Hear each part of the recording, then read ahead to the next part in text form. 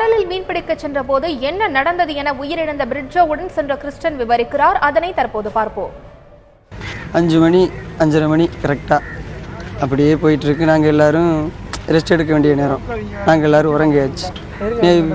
Navy சம்மந்தம் இல்லை, நம்ம எல்லைக்கோட்டில் தான் நாங்கள் வலை போட்டு போயிட்டுருக்கோம். போய்கிட்டு இருந்தால் நேவி வருது அப்படின்னு சொல்லி எல்லோரும் சத்தம் போட்டு எல்லோரும் எழுந்து பார்க்குறோம்.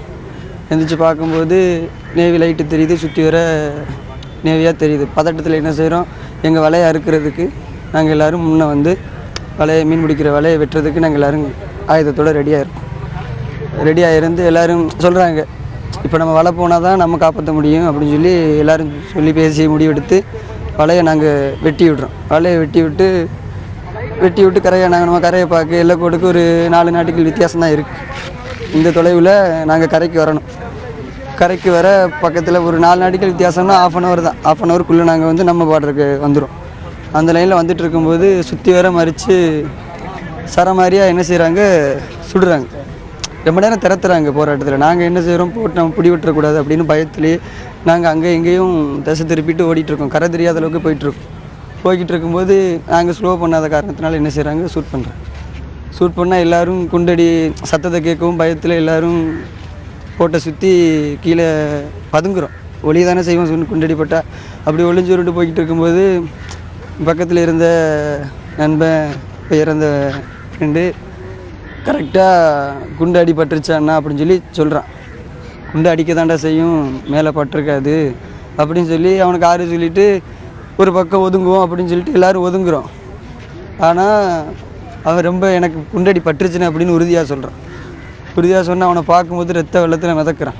அவனை தூக்கி வச்சுட்டு எல்லோரும் அலர்ந்து கத்துறோம். இன்னும் நேவி எங்களை திரத்திட்டு நாங்கள் எல்லைக்கோடு நெருங்குற வரைக்கும் ஷூட் பண்ணிக்கிட்டே இருந்தால் கரெக்டாக எல்லைக்கோடு வர வரைக்கும் எல்லைக்கோடு நெருங்கிருச்சு அப்படி நம்ம தப்பிச்சு போயிடலாம் அப்படின்னு அவங்க ஓனர் சொன்னதுக்கப்புறம் தான் எங்களுக்கு அமைதியான இதே நிலவுச்சு. கரெக்டாக அவனை மடியில் போட்டுட்டு நாங்கள் அவனை தண்ணி கொடுத்து பேசிக்கிட்டே இருக்கான். என்னென்ன ஆச்சு, எனக்கு என்ன ஆச்சுன்னு பேசிக்கிட்டே இருக்கான்.